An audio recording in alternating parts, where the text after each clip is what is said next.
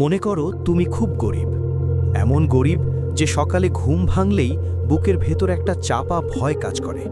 আজ কিভাবে চলবে, আজ কি খাবে, আজ কার কাছে চাইবে। পকেটে টাকা নেই, ভবিষ্যৎ বলতে কিছু নেই, স্বপ্নগুলো যেন ধীরে ধীরে লজ্জা পেয়ে লুকিয়ে পড়ছে। আমি ঠিক এমন অবস্থায় ছিলাম। চারদিকে তাকালেই মানুষ দেখি, কেউ ভালো চাকরি করছে, কেউ বিদেশ যাচ্ছে, কেউ ব্যবসা করে বড় লোক হচ্ছে। আর আমি শুধু হিসাব করি, আজ কত টাকা দরকার আর আমার কাছে আছে কত। এই হিসাব করতে করতেই দিন শেষ হয়ে যেত। অনেক রাতে আমি চুপচাপ বসে থাকতাম, মোবাইল হাতে নিতাম না, কারো সাথে কথা বলতে ইচ্ছে করতো না। কারণ মানুষকে কি বলবো যে আমি চেষ্টা করছি, বলবো যে আল্লাহর উপর ভরসা আছে। কিন্তু যখন পেটে ক্ষুধা থাকে তখন এই কথাগুলো কেমন জানি ফাঁকা লাগে। এক রাতে খুব ভেঙে পড়েছিলাম। চারপাশে সবাই ঘুমাচ্ছে আর আমি শুধু ছাদের দিকে তাকিয়েছিলাম। হঠাৎ চোখ ভিজে গেল। আমি আল্লাহর কাছে হাত তুললাম। কোনো সুন্দর আরবি দোয়া জানতাম না।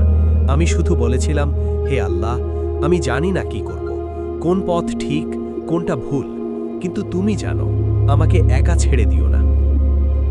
সেই রাতেই আমার মনে একটা কথা বারবার ঘুরছিল, আমি কি সত্যিই আল্লাহর উপর ভরসা করি নাকি শুধু চাই। ভরসা আর চাওয়ার মধ্যে যে পার্থক্য আছে সেটা আমি তখন বুঝতে শুরু করলাম।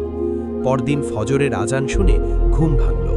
ইচ্ছে করছিল না উঠতে, মনে হচ্ছিল নামাজ পড়ে কি হবে, জীবন তো বদলাচ্ছে না। কিন্তু তারপর মনে হলো আমার তো হারানোর আর কিছু নেই। আমি উঠে নামাজ পড়লাম। সিজদায় গিরে হঠাৎ মনটা হালকা লাগলো। মনে হলো আমি একা না। সেদিন ফজরের পর আমি একটা সিদ্ধান্ত নিলাম। আমি বললাম, আল্লাহ, ইনকাম তুমি দাও, কিন্তু আমি আগে তোমাকে রাজি করার চেষ্টা করব। কাজ 1, নামাজকে জীবনের প্রথম জায়গায় রাখা। আগে সময় পেলে নামাজ পড়তাম, এখন নামাজের জন্য সময় বের করি, কারণ বুঝে গেছি আমার সময় আমার না, আল্লাহর। কাজ 2, নালিশ ছেড়ে সবরের অভ্যাস করা। আগে সারাক্ষণ বলতাম আমার কপাল খারাপ, আমার ভাগ্য নেই। এখন যখনই মনে হতো তখনই বলতাম আলহামদুলিল্লাহ, যা আছে তাই যথেষ্ট। সহজ ছিল না, ক্ষুধা তখনও লাগতো, টেনশন তখনও আসতো, কিন্তু আমি শিখলাম সবর মানে কষ্ট না থাকা না, সবর মানে কষ্ট নিয়েও আল্লাহর উপর ভরসা রাখা।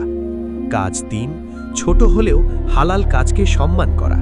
একদিন হঠাৎ করে একটা ছোট কাজের সুযোগ পেলাম, খুব ছোট। অনেকে বলেছিল এটা করে কি হবে, কিন্তু আমি বললাম হালাল হলে ছোট কাজও বড়।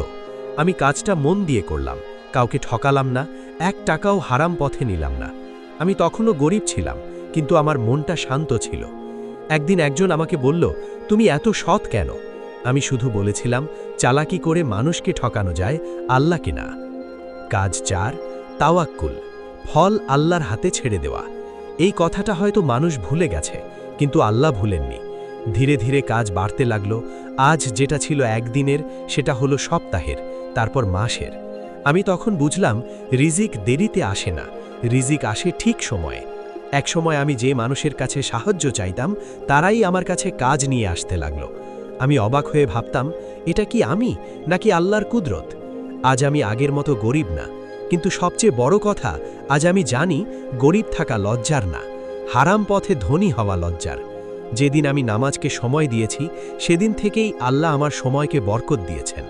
যেদিন আমি অল্পে সন্তুষ্ট হয়েছি সেদিন থেকেই আল্লাহ বেশি দিতে শুরু করেছেন। আজ যদি আমি তোমাকে একটা কথা বলি সেটা হবে এই, মনে করো তুমি এখনও গরিব, মনে করো তোমার কাছে কিছুই নেই, কিন্তু যদি তুমি আল্লাহকে ধরে রাখো, আল্লাহ তোমাকে এমন জায়গায় নিয়ে যাবেন যেখানে তুমি কখনো যাওয়ার কথা ভাবোনি। কারণ ইনকামের রাস্তা মানুষের হাতে না, ইনকামের রাস্তা আল্লাহর হাতে। এই গল্পটা যদি তোমার হৃদয়ে লেগে থাকে, যদি মনে হয় এটা তোমার নিজের জীবনের কথাই, তাহলে এখনই চ্যানেলটা সাবস্ক্রাইব করে নিও এমন আরও বাস্তব ইসলামিক মোটিভেশন গল্প পেতে। ভিডিওটা ভালো লাগলে একটা লাইক দিও, আর যাদের এই কথাগুলো শোনা দরকার তাদের সাথে শেয়ার করো।